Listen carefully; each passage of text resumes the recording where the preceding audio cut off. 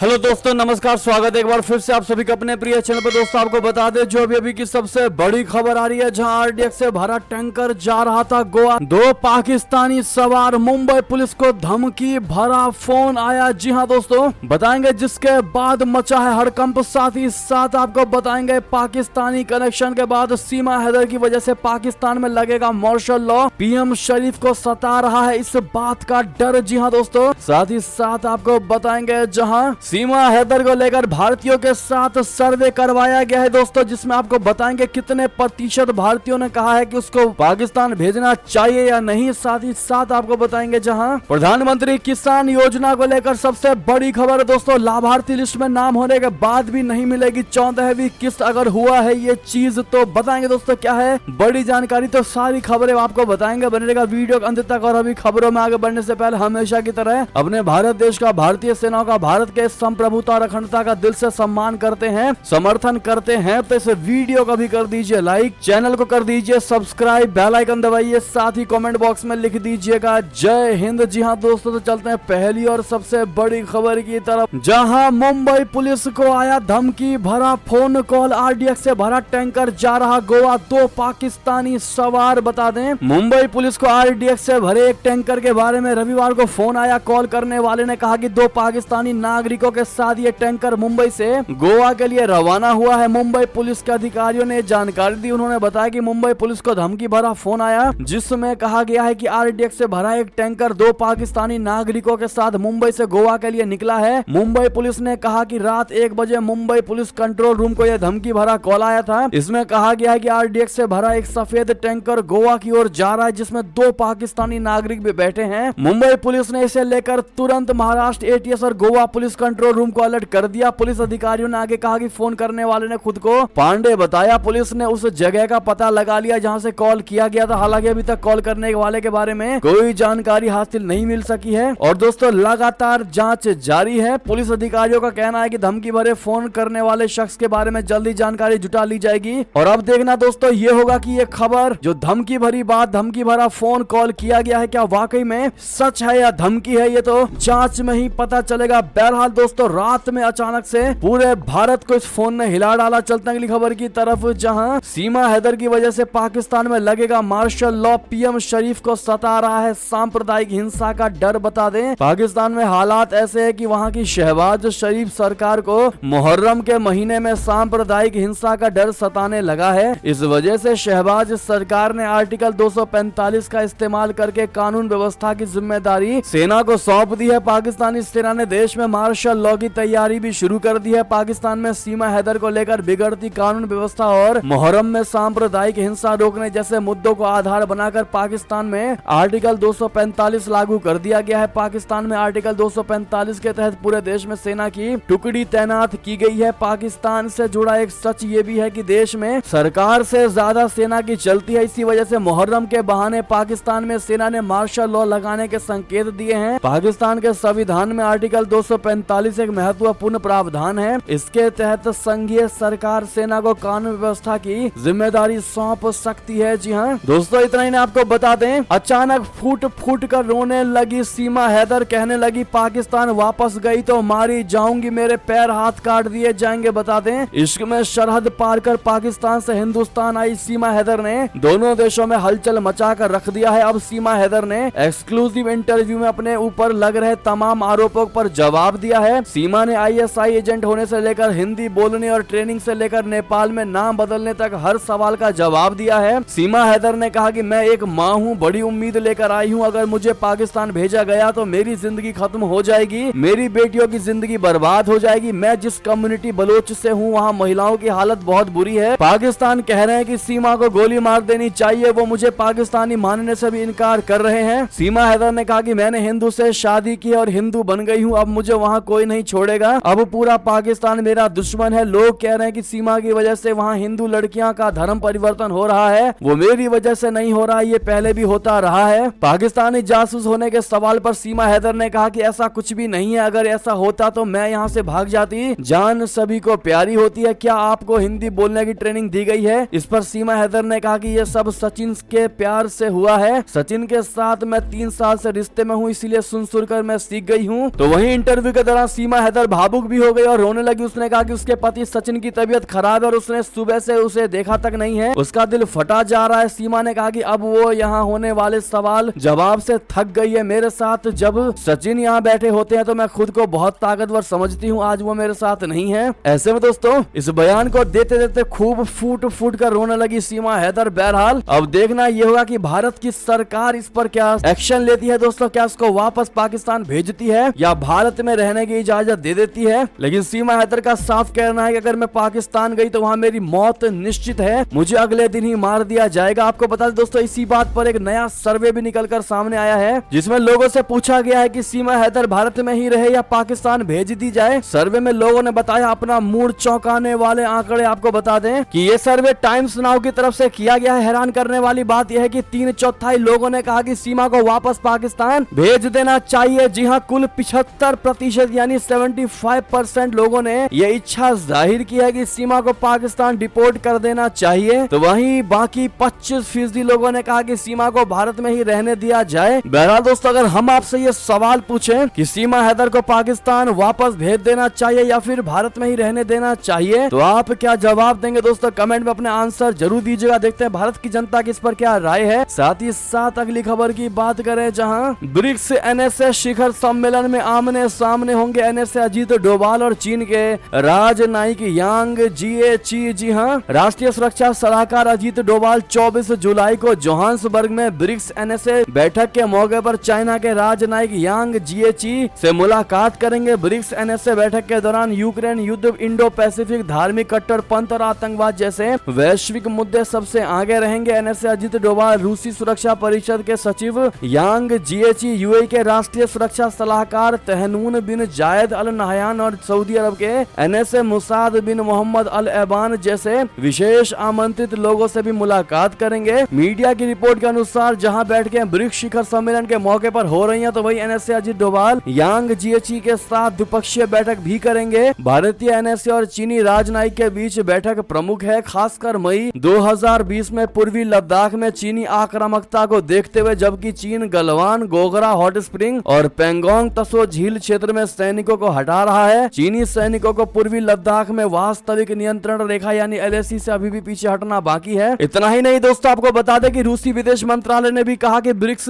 शिखर सम्मेलन में स्थायी भुगतान तंत्र रहेगा महत्वपूर्ण बिंदु। जी हाँ, दक्षिण अफ्रीका में 22 से 24 अगस्त के बीच जोहान्सबर्ग में होने वाले इस शिखर सम्मेलन ब्रिक्स शिखर सम्मेलन को लेकर रूसी विदेश मंत्रालय का भी बयान आया है दोस्तों। बयान जारी करके रूसी मंत्रालय ने कहा कि ब्रिक्स देश अगले महीने होने वाले शिखर सम्मेलन में कई महत्वपूर्ण विषयों पर चर्चा करेंगे, जिनमें सीमा पार वाणिज्य के लिए दीर्घकालिक भुगतान प्रणाली की स्थापना पर चर्चा होगी। जी हाँ, बात करें एक और बड़ी खबर की, जहां यासीन मलिक को मौत की सजा क्यों देना चाहता है इंडिया, यूट्यूबर के सवाल पर बोला भारतीय देने लगा ये जवाब। बता दे पाकिस्तान और भारत के बीच कश्मीर हमेशा से एक संवेदनशील यानी सेंसिटिव मुद्दा रहा है। इसकी वजह से आए दिन दोनों देशों के बीच विवाद होते रहता है। पाकिस्तान हमेशा से अपने मंसूबों को कामयाब बनाने के लिए, कश्मीर में आतंक के पैर फैलाने के लिए यहाँ रहने वालों को अपने साइड कर लेता है। इसी में यासीन मलिक एक ऐसा चेहरा है जो भारत में रहकर कश्मीर की घाटियों में आतंक को फलने फूलने में मदद करता था। हालांकि अब यासीन मलिक भारत सरकार के कब्जे में है और उस पर केस चल रहा है। हाल ही में पाकिस्तानी महिला पत्रकार आरजू काजमी ने यासीन मलिक के मुद्दे पर भारतीय पॉलिटिकल एक्सपर्ट आदित्य राज कौल से बातचीत की है।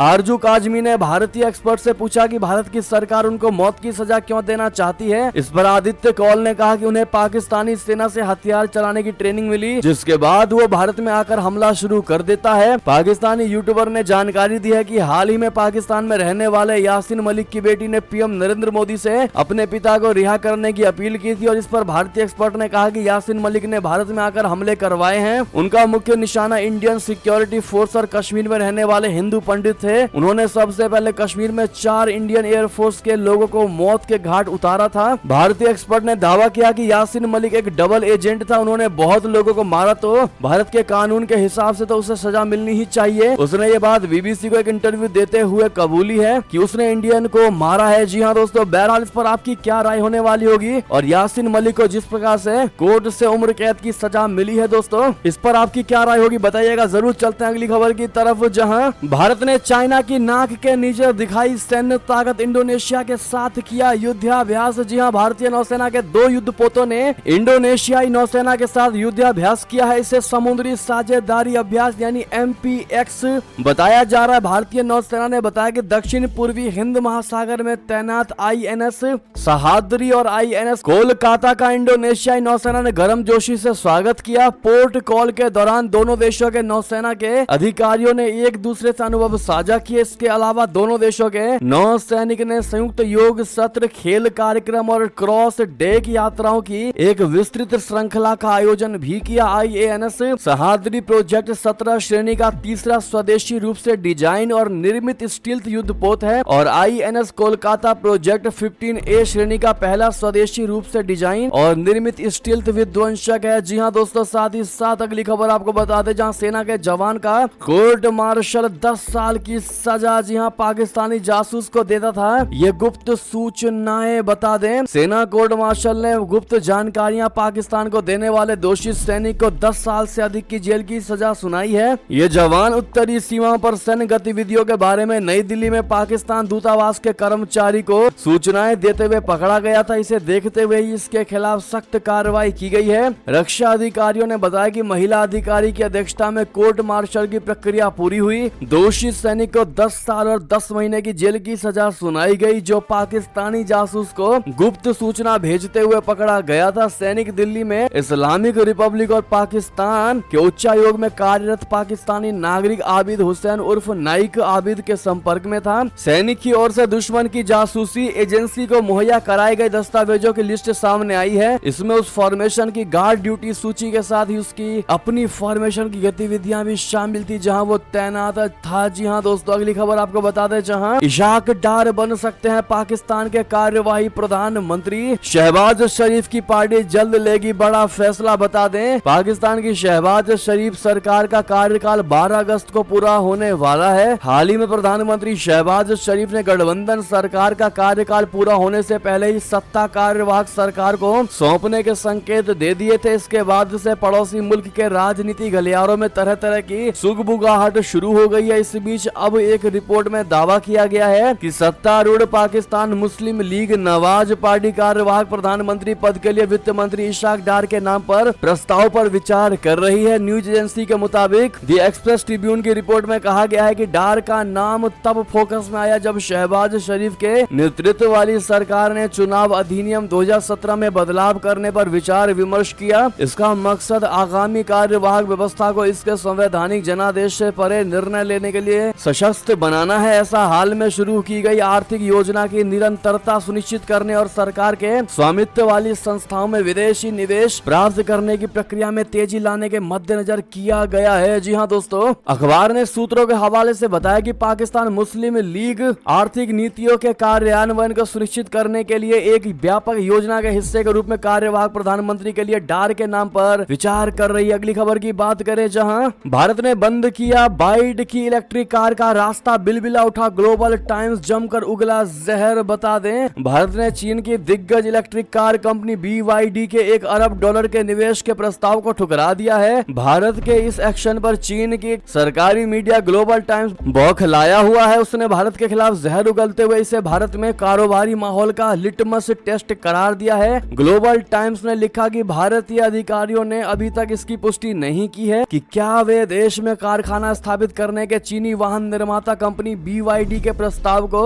अनएक्सेप्ट कर देंगे, यानी अस्वीकार कर देंगे। उसने कहा कि आशा है कि भारत चीनी निवेश के खिलाफ राजनीतिक रूप से पक्षपाती नहीं होगा और आर्थिक सुरक्षा की आड़ में चीनी कंपनियों के लिए बाधाएं पैदा करने से परहेज करेगा। जी हां दोस्तों, अगली खबर आपको बता दें, जहां नेतन्याहू के खिलाफ सड़कों पर उतरे लोग, हजारों इजरायलियों ने निकाला मार्च। बता दें, इजराइल में नेतन्याहू का जुडिशियल रिफॉर्म बिल के विरोध में जोरदार प्रदर्शन हो रहे हैं। टाइम्स ऑफ इजराइल की रिपोर्ट के अनुसार शनिवार को हजारों लोगों ने विवादास्पद न्यायिक सुधार विधेयक के खिलाफ मार्च निकाला। प्रदर्शनकारियों ने कई दिनों के मार्च के बाद नेसेट के पास एक टेंट सिटी स्थापित कर दी है। कुछ प्रदर्शनकारियों ने न्यायिक बदलाव के खिलाफ प्रदर्शन के तहत तेल अवीव के आलायोचन राजमार्ग पर यातायात अवरुद्ध कर दिया। पुलिस ने सार्वजनिक व्यवस्था में खलल डालने के संदेह में 4 प्रदर्शनकारियों को गिरफ्तार कर लिया। रिपोर्ट के अनुसार नेतन्याहू की सरकार द्वारा एक महत्वपूर्ण विधेयक को प्रारंभिक मंजूरी देने के कुछ दिनों बाद शनिवार को प्रदर्शन हुए। साथ ही साथ अगली खबर बता दें, जहां सीमा हैदर के फर्जी दस्तावेज बनाने वाले दो भाइयों को यूपी एटीएस ने लिया हिरासत में। बुलंदशहर में चलाते थे जन सेवा केंद्र। बता दे पाकिस्तान से भारत आई सीमा हैदर मामले में यूपी एटीएस लगातार छानबीन कर रही है। यूपी एटीएस ने रविवार को उत्तर प्रदेश के बुलंदशहर जिले से दो भाइयों को हिरासत में लिया। एटीएस ने पुष्पेंद्र मीणा और पवन मीणा के नाम के दो भाइयों को हिरासत में लिया है, जो जिले के अहमदगढ़ में जन सेवा केंद्र चलाते हैं। पुष्पेंद्र और पवन पर आरोप है कि उन्होंने सीमा हैदर और सचिन मीणा के आधार कार्ड और अन्य दस्तावेजों में छेड़छाड़ की। यूपी एटीएस पुष्पेंद्र और पवन को अपने साथ लेकर गई है और इन दोनों भाइयों की बुलंदशहर के थाना